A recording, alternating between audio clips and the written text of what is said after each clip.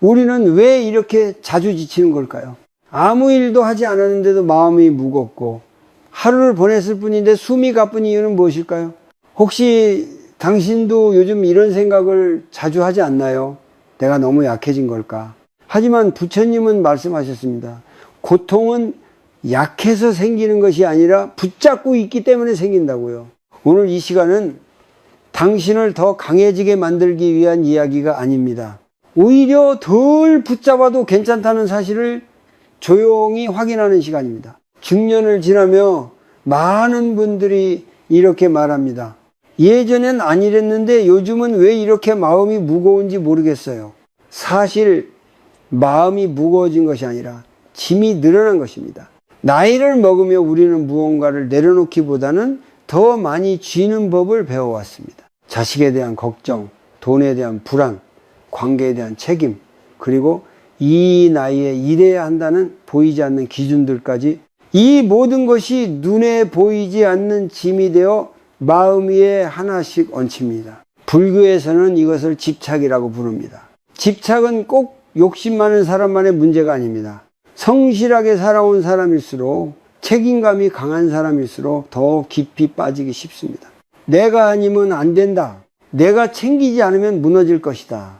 이 생각들이 처음에는 삶을 지탱해주는 기둥 같지만 어느 순간부터는 마음을 짓누르는 돌덩이가 됩니다. 부처님은 모든 것은 무상하다, 즉 변한다고 하셨습니다. 사람도 관계도 몸도 상황도 가만히 머무르지 않습니다.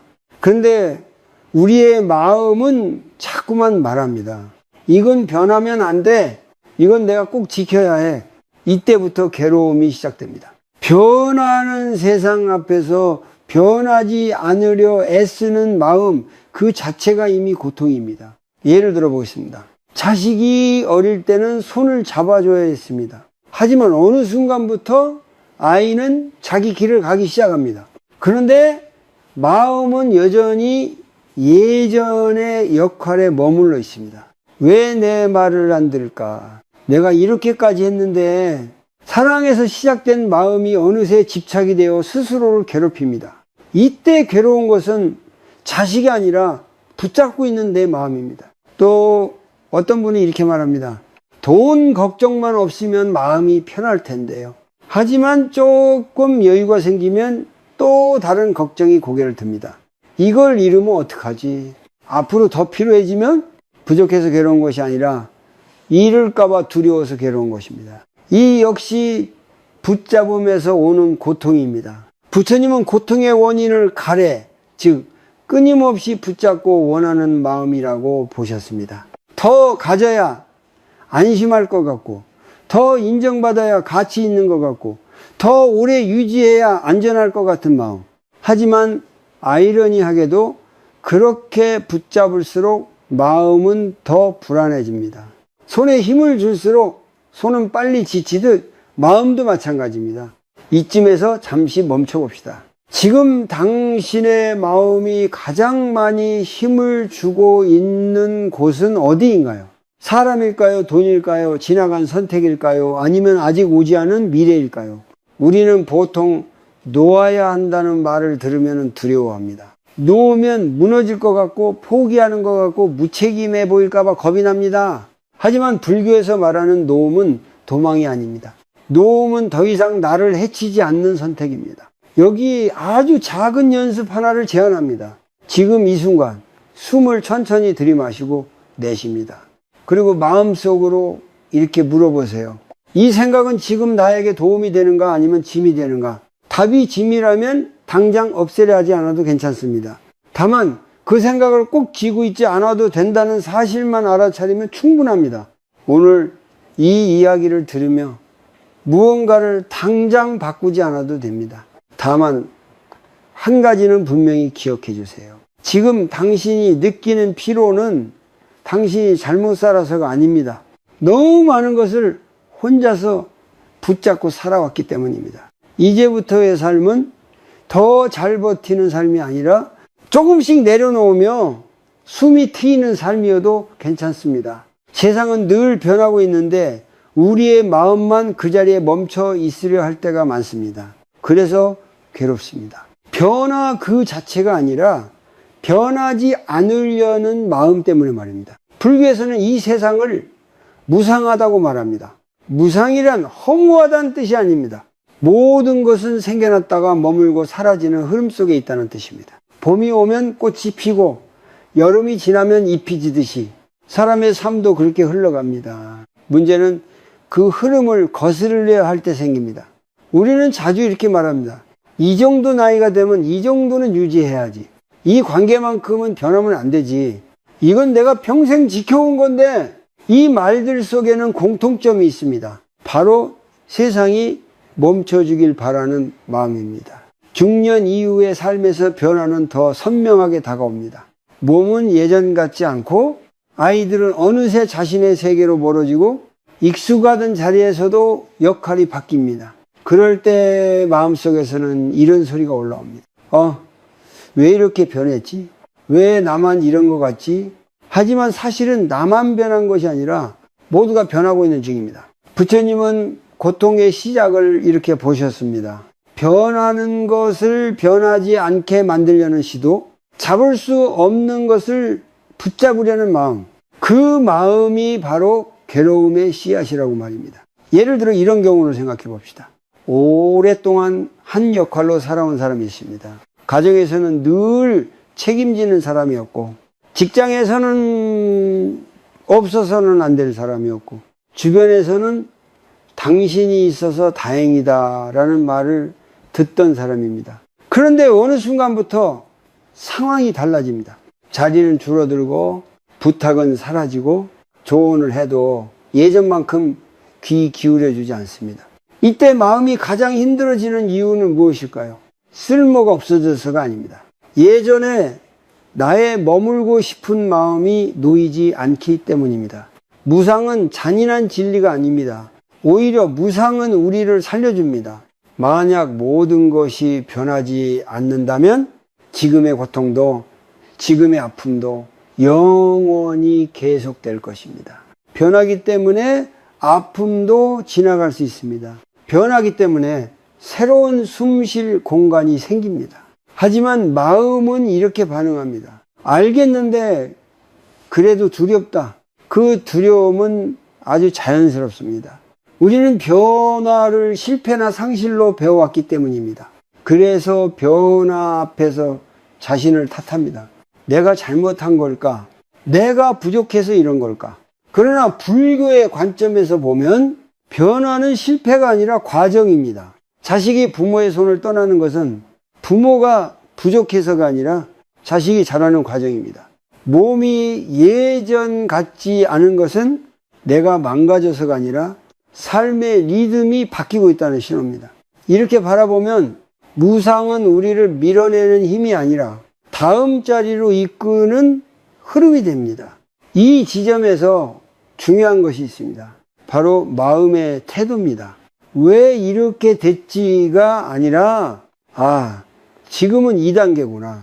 이 한 문장만 바꿔도 마음의 저항이 줄어듭니다. 저항이 줄어들면은 고통도 함께 줄어듭니다.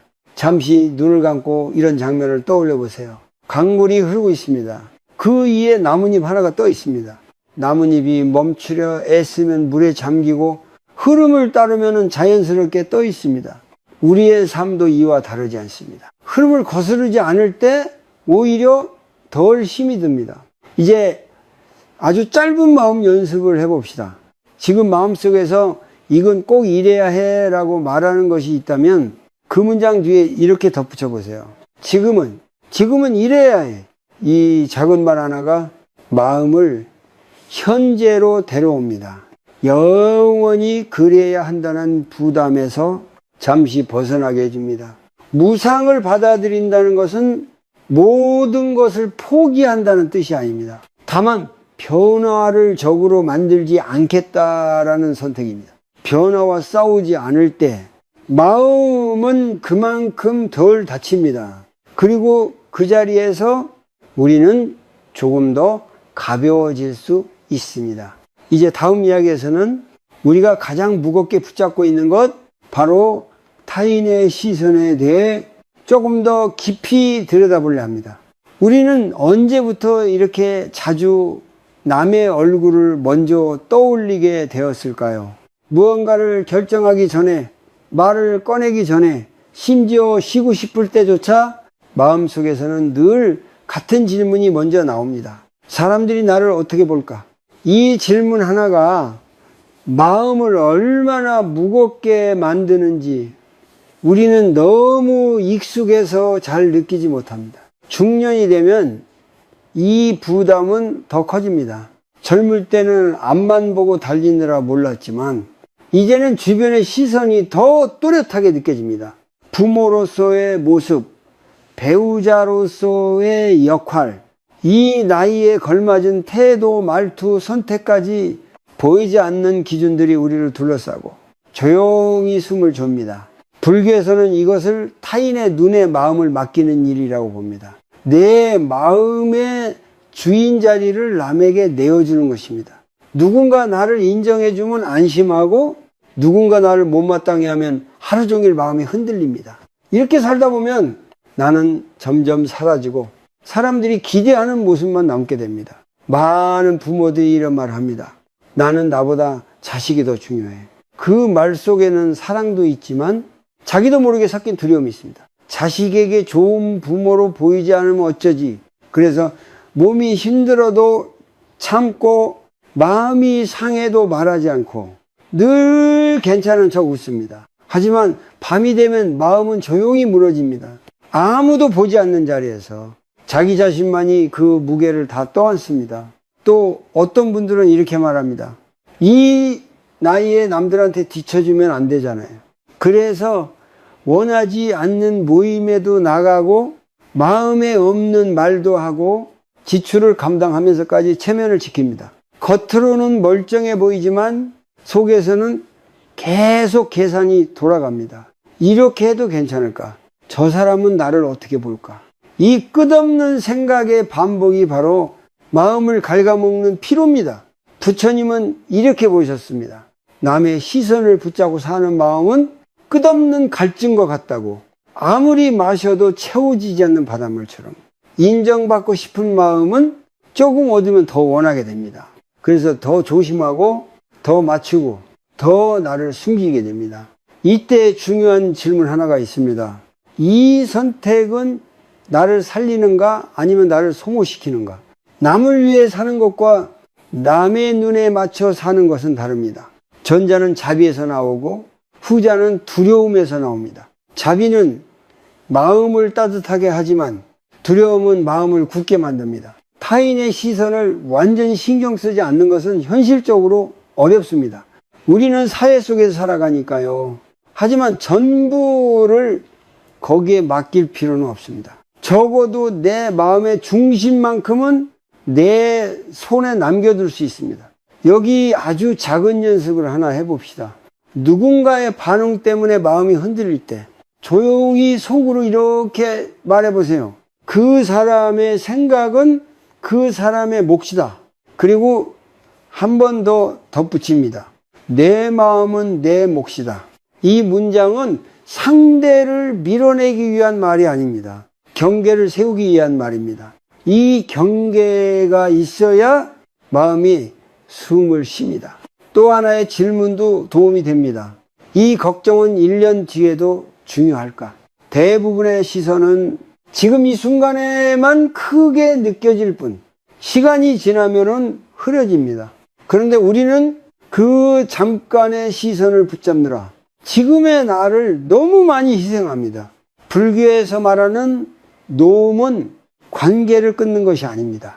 타인의 기대 위에 내 인생을 올려놓지 않는 것입니다. 누군가 나를 오해할 수도 있고 마음에 들지 않아 할 수도 있습니다. 그것까지 통제하려 한다면 삶은 점점 더 숨막히는 방향으로 흘러갑니다. 이제 조용히 자신에게 물어보세요. 요즘 내가 가장 많이 신경 쓰는 시선은 누구의 것인가요? 네, 그 시선이 정말로 내 삶 전체를 결정할 만큼 중요한가요?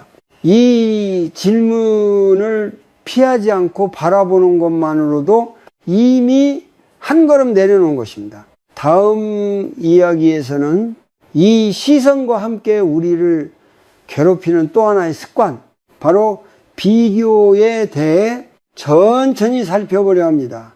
마음이 가장 힘들 때는 대개 아무 일도 일어나지 않은 순간입니다. 몸은 가만히 앉아 있는데 생각만 분주하게 오르내릴 때입니다. 이미 지나간 말 한마디, 아직 오지 않은 걱정 하나가 서로 엉켜서 마음을 꽉 붙잡고 있을 때 우리는 숨이 막힌다라고 느낍니다. 그래서 오늘은 생각을 바꾸려 하지 않고 마음을 설득하려 하지도 않는 아주 단순한 연습 하나를 함께 해보려 합니다. 이 연습의 이름은 어렵지 않습니다. 그저 숨을 쉬고 바라보고 놓는 것입니다. 예. 불교에서 말하는 수행도 결국은 이 세 가지로 돌아옵니다. 억지로 고요해지려 하지 않아도 괜찮습니다. 지금의 상태 그대로 시작하면 됩니다. 먼저 숨입니다. 지금 이 말을 들으며 당신의 호흡이 어디에 있는지 느껴보세요. 코끝일 수도 있고 가슴에 오르내림일 수도 있고 배가 부풀었다가 가라앉는 느낌일 수도 있습니다. 좋고 나쁨을 판단하지 말고 그저 지금 숨을 쉬고 있구나 하고 알아차리면 충분합니다. 많은 분들이 이렇게 말합니다. 숨 쉬는 것까지 신경 써야 되나요? 하지만 우리는 평소에 숨을 쉬면서도 숨을 느끼지 않고 살아갑니다. 생각에 끌려가느라 지금 이 몸에 머물지 않기 때문입니다. 숨을 느끼는 순간 마음은 아주 잠깐이라도 현재로 돌아옵니다. 그 짧은 순간이 마음을 쉬게 하는 틈이 됩니다. 다음은 바라봄입니다. 숨을 한두 번 느낀 뒤에 지금 마음속에 가장 크게 떠오르는 생각 하나를 골라봅니다. 걱정일 수도 있고 후회일 수도 있고 누군가의 얼굴이나 말일 수도 있습니다. 중요한 것은 그 생각을 밀어내지 않는 것입니다. 붙잡지도 말고 쫓아내지도 말고 그저 바라봅니다. 이때 마음속으로 이렇게 말해보세요. 이런 생각이 올라와 있구나. 생각을 나로 착각하지 않고 생각을 하나의 현상으로 보는 연습입니다. 불교에서는 이것을 알아차림이라고 합니다. 이 알아차림이 생기면 생각과 나 사이에 아주 작은 거리 하나가 생깁니다. 그 거리만 있어도 마음은 덜 휘둘립니다. 이제 마지막 단계입니다. 노음입니다. 여기서 말하는 노음은 이 생각을 없애는 것이 아닙니다. 생각아 사라져라라고 말해도 생각은 더 크게 돌아옵니다. 노음이란 그 생각을 꼭 붙잡고 있어야 한다는 의무에서 잠시 내려오는 것입니다. 마음속으로 이렇게 말해보세요. 지금은 이 생각을 들고 있지 않아도 된다. 중요한 결정은 나중에 해도 되고 해답이 없어도 괜찮습니다. 지금 이 순간만큼은 이 생각을 내려놓고 숨을 쉬어도 됩니다. 이 말은 포기가 아닙니다. 잠시 내려두는 허락입니다. 이 연습을 하다 보면 마음속에서 이런 반응이 올라올 수 있습니다. 이렇게 한다고 뭐가 달라지나? 그 생각도 틀리지 않습니다. 한두 번으로 인생이 바뀌지는 않습니다. 하지만 분명한 것은 이 연습을 하는 몇 분 동안만큼은 마음이 덜 다친다는 것입니다.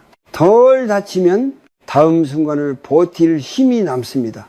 특히 밤에 이 연습이 도움이 됩니다. 불을 끄고 누웠는데 하루의 장면들이 떠오르며 마음이 쉴 틈 없이 돌아갈 때 이 숨을 하나 느끼고 이 생각을 하나 바라보고 그 생각을 잠시 내려놓는 것, 이것만으로도 몸은 먼저 휴식을 시작합니다. 몸이 쉬기 시작하면 마음도 조금씩 따라옵니다. 이 연습을 하며 스스로에게 너무 많은 것을 기대하지 마세요. 고요해지지 않아도 괜찮고 생각이 계속 올라와도 괜찮습니다. 중요한 것은 그 생각 속으로 다시 빨려 들어가지 않고 또 올라왔구나 하고 알아차리는 것입니다. 그 순간마다 당신은 이미 수행을 하고 있는 것입니다. 우리는 평생 생각을 붙잡는 법만 배워왔습니다. 그래서 놓는 연습은 처음에는 어색하고 서툴 수밖에 없습니다. 하지만 반복하다 보면 마음은 점점 알게 됩니다. 모든 생각에 내 전부를 걸 필요는 없다는 것을 오늘 하루 딱 한 번만이라도 숨을 쉬고 바라보고 내려놓아 보세요. 완벽하지 않아도 괜찮습니다. 그 작은 멈춤 하나가 다음 이야기를 들을 수 있는 마음의 여백이 되어줄 것입니다. 우리는 언제부터 다른 사람의 삶을 이렇게 자주 들여다보게 되었을까요? 내 삶을 살고 있으면서도 마음 한켠에서는 늘 남의 속도를 재고 남의 결과를 비교합니다. 그리고 그 비교가 시작되는 순간 마음의 평온은 아주 조용히 사라집니다. 중년 이후에 비교는 더 교묘해집니다.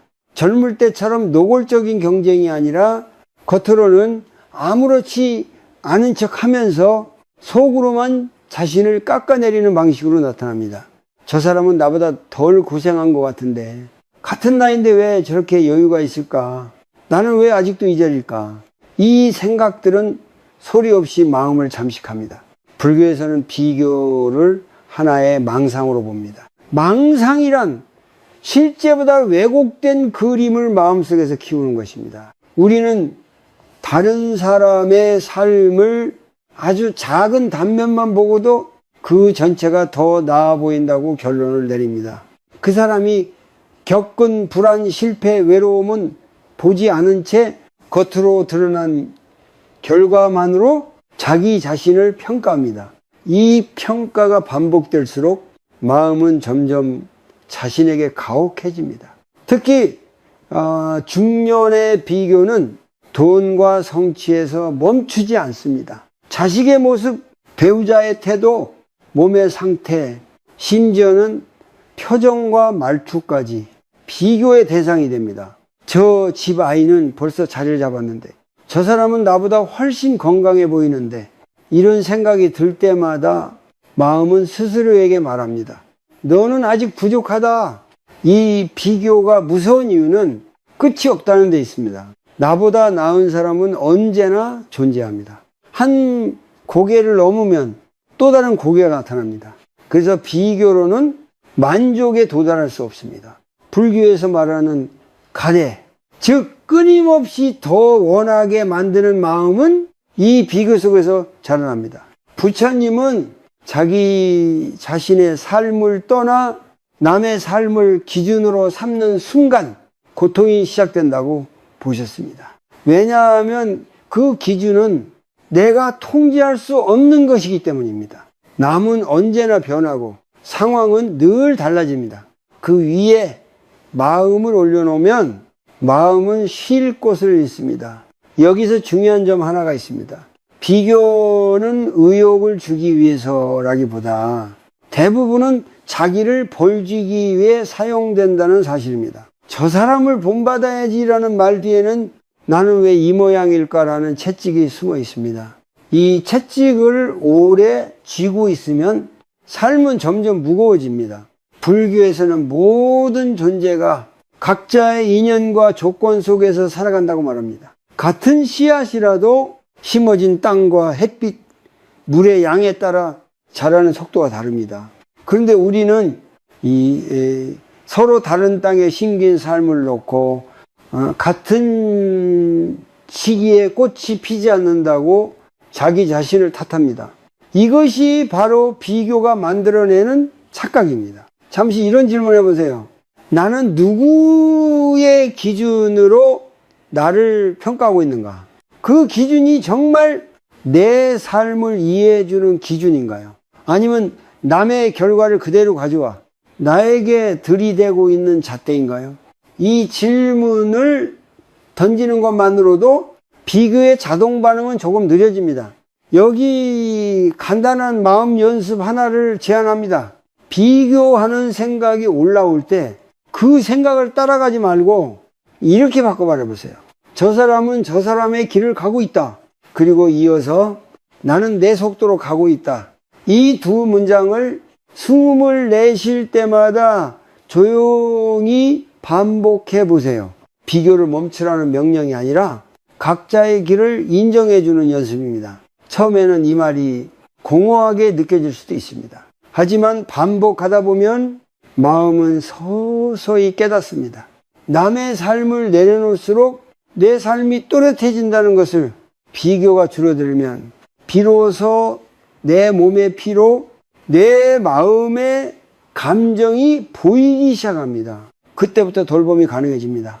불교에서 말하는 만족은 더 많이 가져서 생기는 것이 아닙니다. 지금의 조건 안에서 나에게 필요한 만큼을 인정할 때 생깁니다. 이 인정은 체념이 아니라 자기 연민도 아닌 깊은 이해에서 나옵니다. 나는 이 조건에서 여기까지 왔다. 이 한 문장이 마음을 단단하게 지탱해 줍니다. 비교를 멈춘 자리에 조용한 평온이 들어옵니다. 그 평온은 남보다 앞서서 얻는 것이 아니라 자기 자신과 나란히 걸을 때 생깁니다. 다음 이야기에서는 이 비교와 함께 우리를 붙잡아 두는 또 하나의 고리, 지나간 시간과 과거에 대한 집착을 천천히 들여다보려고 합니다. 마음이 가장 자주 머무는 곳은 어디일까요? 지금 이 순간이 아니라 이미 지나가 버린 어느 장면에 붙잡혀 있을 때가 많습니다. 몸은 현재에 있지만 마음은 과거를 오가며 그때 내가 달랐더라면 이라는 말을 되풀이합니다. 이 반복이 길어질수록 지금의 삶은 점점 힘을 잃습니다. 중년 이후에 과거는 더 강한 힘으로 다가옵니다. 선택의 결과가 눈에 보이기 시작하기 때문입니다. 이룬 것과 이루지 못한 것, 지킨 것과 놓친 것, 그 모든 것이 비교 대상이 되어 마음을 괴롭힙니다. 특히 밤이 되면 과거의 장면들은 더 선명해집니다. 이미 끝난 일임을 알면서도 마음은 그 자리에 머뭅니다. 불교에서는 이것을 또 하나의 집착으로 봅니다. 이미 사라진 것을 다시 붙잡으려는 마음, 돌릴 수 없는 시간을 되돌리려는 갈망, 이 집착은 미래에 대한 불안과도 닮아 있습니다. 둘 다 현재를 비워버리기 때문이죠. 과거에 묶인 마음은 지금의 숨을 잇고 지금의 가능성을 보지 못합니다. 많은 분들이 이렇게 말합니다. 이거지, 그때 다른 선택을 했으면 지금은 달랐을 텐데요. 이 말 속에는 후회와 함께 자기 자신을 향한 질책이 담겨 있습니다. 하지만 우리는 종종 있습니다. 그 선택을 했던 그때의 나는 지금의 내가 아니었다는 사실을 말입니다. 그때의 조건, 그때의 두려움과 정복, 그때의 책임 속에서 나는 그 선택을 할 수밖에 없었습니다. 부처님은 모든 행위가 그 순간의 인연과 조건 속에서 일어난다고 보셨습니다. 과거의 나를 지금의 기준으로 재판하는 것은 공정하지 않습니다.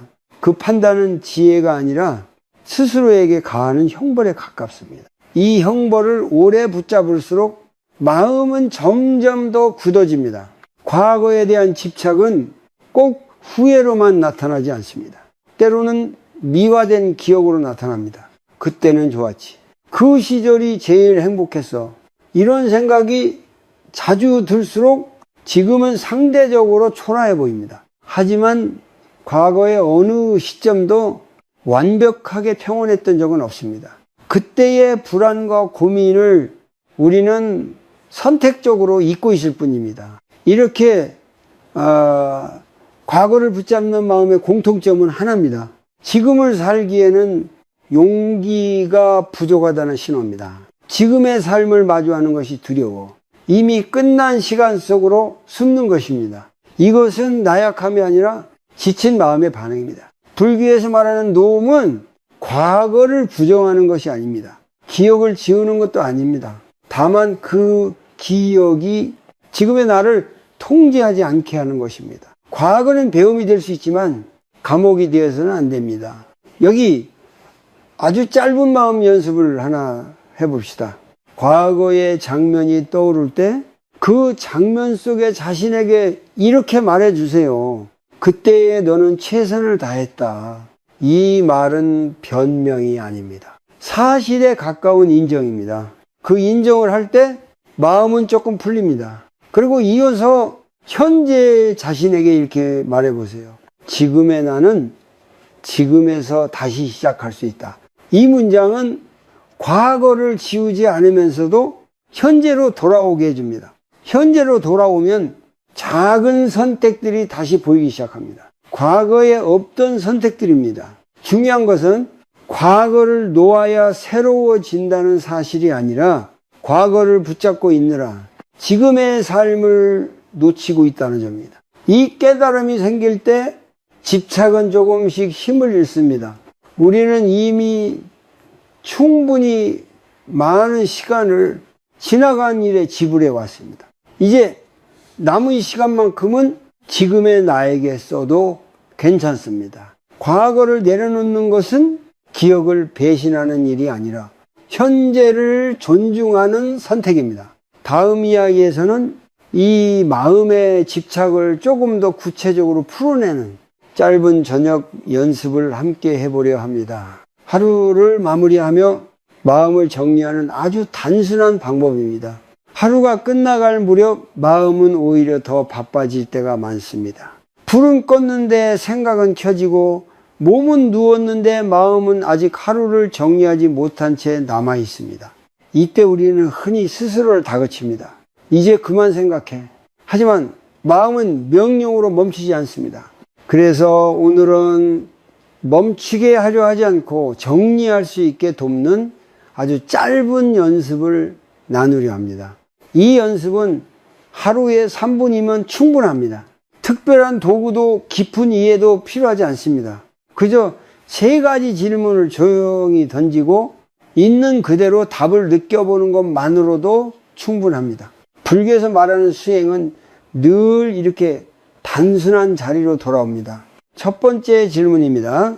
오늘 내가 붙잡고 있었던 것은 무엇이었을까? 사람일 수도 있고 말 한마디일 수도 있고 결과에 대한 기대나 두려움일 수도 있습니다. 중요한 것은 잘 붙잡았는지 잘못 붙잡았는지를 판단하지 않는 것입니다. 그저 오늘은 이걸 붙잡고 있었구나 하고 알아차리면 됩니다. 알아차림은 이미 집착의 힘을 약하게 만듭니다. 두 번째 질문입니다. 그 붙잡음이 나를 도와주었을까? 아니면 소모시켰을까?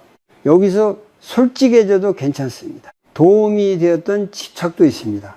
책임감, 배려, 성실함은 삶을 지탱해 주기도 합니다.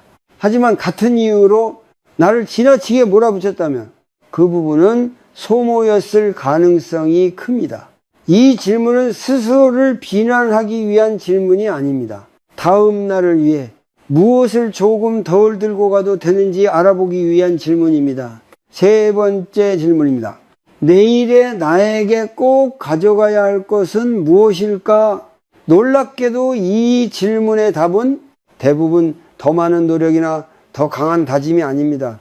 오히려 이런 것들입니다. 조금의 여유, 조금의 침묵, 조금 덜 완벽해도 괜찮다는 허락. 이 질문을 통해 우리는 삶에서 정말 필요한 것이 무엇인지 조용히 확인하게 됩니다. 이 3가지 질문을 숨을 고르며 천천히 따라가다 보면은 마음은 하루를 정리된 상태로 내려놓기 시작합니다. 완벽한 하루가 아니어도 괜찮다는 느낌, 다 끝내지 못해도 괜찮다는 허용이 생깁니다. 이 허용이 바로 마음을 쉬게 하는 자리입니다. 불교에서는 집착을 끊는다고 해서 감정이 사라진다고 보지 않습니다. 감정은 올라왔다가 내려가는 자연스러운 흐름입니다. 문제는 그 감정을 계속 붙잡고 끌고 다니는 것입니다.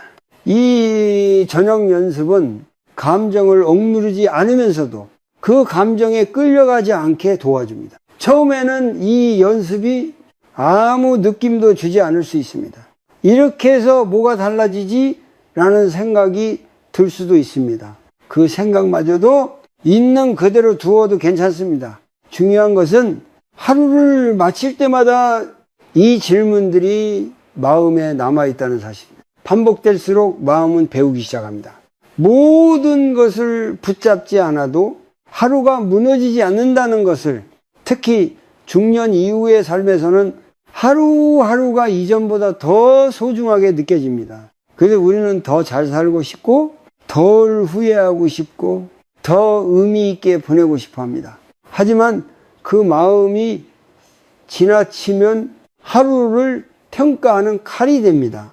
이 연습은 그 칼을 내려놓고 하루를 그냥 하루로 돌려놓는 방법입니다. 이 질문들을 하며 스스로에게 따뜻해져도 괜찮습니다. 오늘 충분히 잘하지 못했더라도 오늘의 나를 이해해 주는 것만으로도 마음은 한결 가벼워집니다. 자비는 남에게만 필요한 것이 아닙니다. 자기 자신에게 먼저 필요합니다. 이 연습을 일주일만 이어가 보세요.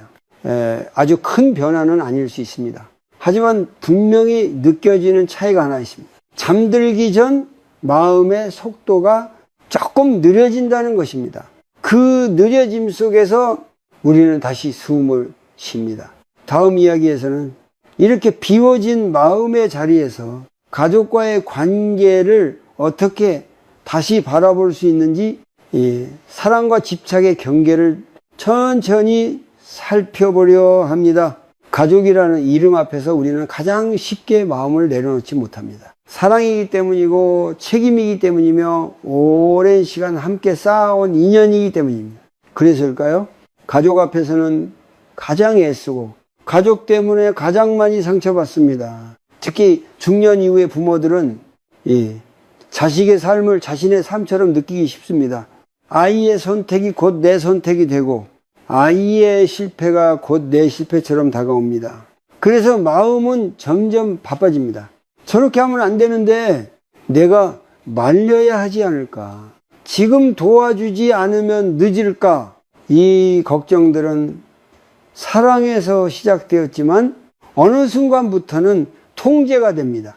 불교에서는 사랑과 집착을 분명히 구분합니다. 사랑은 상대를 살리는 마음이고 집착은 상대를 통해 내 불안을 달래려는 마음입니다. 겉으로 보기에는 비슷해 보여도 그 뿌리는 전혀 다릅니다. 사랑은 숨을 쉬게 하고 집착은 숨을 막습니다.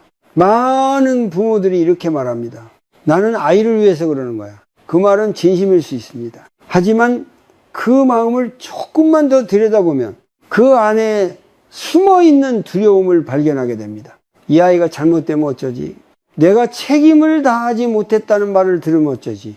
이 두려움이 커질수록 말은 강해지고 기대는 무거워집니다. 자식은 부모의 뜻대로 자라지 않습니다. 그것은 부모가 실패해서가 아니라 자식이 하나의 독립된 존재이기 때문입니다. 불교에서는 이를 각자의 업과 인연이라고 합니다. 같은 집에서 자랐어도 각자의 길은 다릅니다. 그 길을 대신 걸어줄 수는 없습니다. 부부관계에서도 마찬가지입니다. 오랜 시간을 함께 하다 보면 서로를 너무 잘 안다고 착각하게 됩니다. 그래서 상대의 말보다 내가 예상한 반응을 먼저 판단합니다. 당신은 원래 그래. 이 한 문장이 관계를 얼마나 쉽게 굳게 만드는지 우리는 종종 있습니다. 사랑이 오래될수록 존중은 더 필요해집니다. 가족 안에서의 집착은 대개 기대라는 모습으로 나타납니다. 기대는 말하지 않아도 상대에게 전달됩니다. 그 기대를 충족하지 못할 때 서운함과 분노가 생깁니다. 하지만 기대는 약속이 아닙니다. 상대가 반드시 따라야 할 의무도 아닙니다. 그럼에도 우리는 기대를 당연한 권리처럼 여깁니다. 불교에서 말하는 자비는 상대를 내 뜻대로 만들지 않으면서도 따뜻하게 바라보는 마음입니다. 자비는 거리를 두는 냉정함이 아니라 존재를 존중하는 따뜻한 경계입니다. 이 경계가 있을 때 관계는 오래갑니다. 여기 아주 작은 실천을 하나 제안합니다. 가족과의 대화에서 무언가 말하고 싶을 때 한 박자만 늦춰보세요. 그리고 마음속으로 이렇게 물어보세요. 지금 이 말은 사랑에서 나오는가? 아니면은 불안해서 나오는가? 이 질문 하나가 말의 방향을 바꿉니다. 만약 불안해서 나온 말이라면 굳이 지금 하지 않아도 괜찮습니다. 불안은 보통 지금 당장 해결되지 않기 때문입니다. 그럴 때는 말 대신 숨을 한번 고르고 상대를 바라보는 것만으로도 충분합니다. 때로는 말하지 않는 것이 가장 깊은 배려가 되기도 합니다. 가족을 사랑한다는 것은 모든 것을 대신 책임지는 것이 아닙니다. 각자의 삶을 존중하면서 필요할 때 옆에 있어주는 것입니다. 이 태도는 부모에게도 배우자에게도 그리고 자기 자신에게도 자유를 줍니다. 이 관계에서 조금 물러난다고 해서 사랑이 줄어드는 것은 아닙니다. 오히려 숨 쉴 공간이 생기면 사랑은 더 오래 머뭅니다. 집착을 내려놓은 자리에 신뢰가 들어옵니다. 다음 이야기에서는 이렇게 관계와 마음이 가벼워졌을 때 삶 전체를 어떻게 더 단순하게 만들 수 있는지, 적게 가지는 삶이 왜 가난이 아니라 자유가 되는지 천천히 살펴보려 합니다. 우리는 종종 더 많이 가져야 마음이 넓어질 거라고 생각합니다. 집이 조금 더 크면, 통장의 숫자가 조금 더 늘어나면, 일정이 빽빽하면 삶이 더 단단해질 거라고 믿습니다. 하지만 어느 순간부터 그 많음이 오히려 숨을 막는다는 사실을 느끼게 됩니다. 그래서 오늘은 적게 가지는 삶이 왜 가난이 아니라 자유가 되는지를 천천히 이야기해 보려 합니다. 중년 이후에 많은 분들이 이런 말을 합니다. 이제는 웬만한 건 다 해봤다. 그 말 속에는 성취도 있지만 지침도 함께 들어 있습니다. 더 이상 새로울 게 없어서가 아니라 이미 너무 많은 것을 들고 있기 때문입니다. 물건, 관계, 약속, 역할, 기대, 이 모든 것이 겹겹이 쌓여 마음의 움직임을 둔하게 만듭니다. 불교에서 말하는 무소유는 아무것도 갖지 말라는 뜻이 아닙니다. 필요 이상의 것을 마음에 쥐고 있지 말라는 가르침입니다. 소유보다 더 무거운 것은 소유를 지키려는 마음입니다. 잃을까봐 불안하고 비교하게 되고 더 쌓아야 안심이 되는 마음. 이 마음이 삶을 복잡하게 만듭니다. 집안을 떠올려 보세요. 사용하지 않는 물건이 많은 공간일수록 정리하기도 어렵고 머무르기도 불편합니다. 마음도 같습니다. 쓰지 않는 생각, 끝난 관계의 여운, 이미 증명하지 않아도 될 역할을 계속 쌓아두면 마음은 늘 어수선합니다. 단순하게 산다는 것은 포기하는 삶이 아닙니다. 선별하는 삶입니다. 무엇을 더 가질지보다 무엇을 덜 들고 갈지를 선택하는 삶입니다. 이 선택에는 용기가 필요합니다. 왜냐하면 우리는 오랫동안 많음이 곧 안전이라고 배워왔기 때문입니다. 하지만 실제로 마음을 편안하게 하는 순간들을 떠올려 보면 대부분 아주 소박합니다. 아침 햇살이 들어오는 창가, 천천히 마시는 차 한 잔, 약속 없는 오후, 아무 말 없이 걷는 짧은 산책, 이 순간들에는 소유가 거의 개입하지 않습니다. 오히려 비어있기 때문에 온전히 느낄 수 있습니다. 불교에서는 만족을 외부 조건이 아니라 마음의 태도에서 찾습니다. 지금 이 조건 안에서 충분함을 알아차리는 힘, 이 힘이 생기면 더 가지지 않아도 괜찮아집니다. 괜찮아진다는 것은 멈춰선다는 뜻이 아니라 불필요한 추격을 끝낸다는 뜻입니다. 여기 아주 현실적인 실천 하나를 제안합니다. 이번 주에 단 한 가지만 정해보세요. 물건 하나를 줄이거나 일정 하나를 취소하거나 의무처럼 이어온 만남 하나를 쉬어보는 것입니다. 중요한 것은 그 선택을 하며 스스로에게 이렇게 말해주는 것입니다. 나는 나를 조금 가볍게 해도 괜찮다. 처음에는 허전함이 느껴질 수 있습니다. 그 허전함은 실패가 아니라 여백이 생겼다는 신호입니다. 여백이 생기면 마음은 처음에는 낯설어하지만 곧 숨을 쉽니다. 숨을 쉬기 시작하면 그동안 느끼지 못했던 감각들이 돌아옵니다. 피로, 기쁨, 슬픔, 고마움, 이 감각들은 삶을 더 생생하게 만듭니다. 중년 이후의 삶에서 단순함은 선택이 아니라 지혜에 가깝습니다. 남은 시간을 무엇으로 채울지보다 어떤 상태로 살고 싶은지가 더 중요해지기 때문입니다. 바쁘게 채워진 하루보다 조용히 흐르는 하루가 더 오래 마음에 남을 때가 많습니다. 불교에서는 삶을 강에 비유합니다. 짐을 많이 싣고 건너면 강물의 흔들림에 쉽게 휘청거립니다. 짐을 덜 싣고 건너면 물살을 느끼면서도 균형을 잡을 수 있습니다. 인생의 후반으로 갈수록 우리는 더 안정적으로 건너고 싶어집니다. 그때 필요한 것은 더 많은 짐이 아니라 덜 무거운 마음입니다. 단순하게 산다는 것은 세상에서 물러나는 것이 아닙니다. 삶의 중심으로 돌아오는 일입니다. 내가 정말 중요하게 여기는 것 하나, 그 하나를 선명하게 붙잡기 위해 나머지를 내려놓는 것입니다. 이 선택이 반복될수록 삶은 점점 또렷해집니다.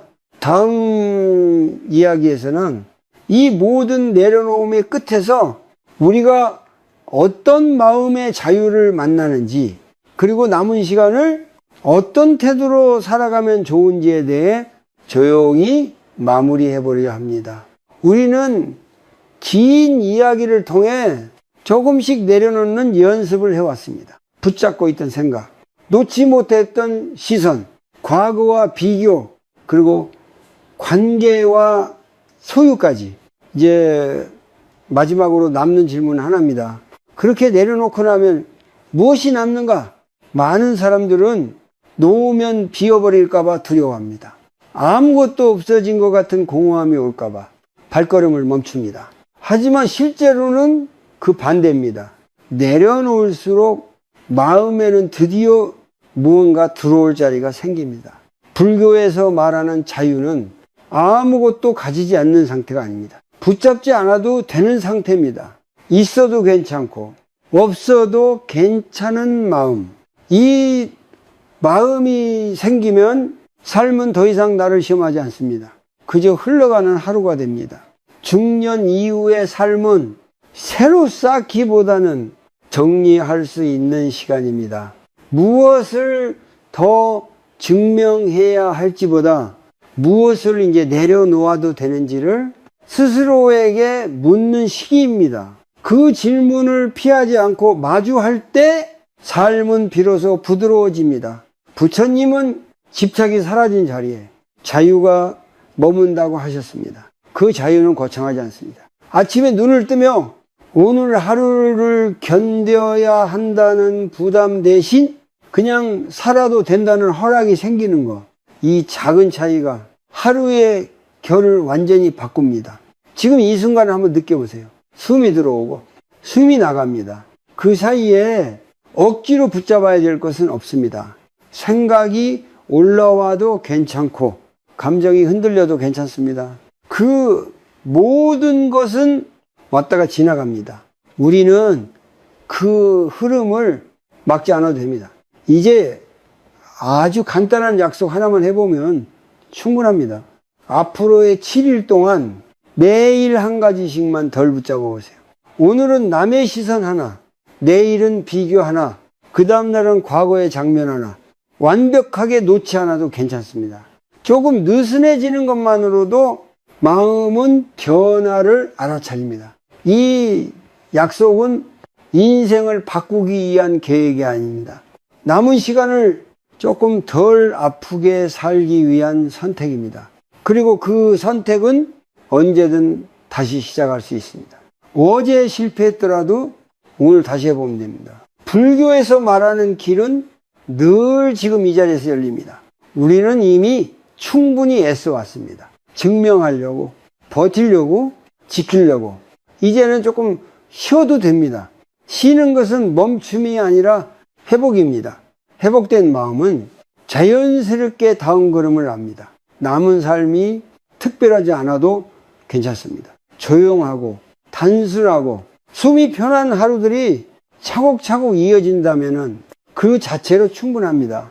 그때 우리는 알게 됩니다. 행복은 멀리 있는 목표가 아니라 붙잡지 않은 이 순간에 이미 와 있다는 것을. 이제 이 이야기를 마치며 한 가지만 기억해 주세요.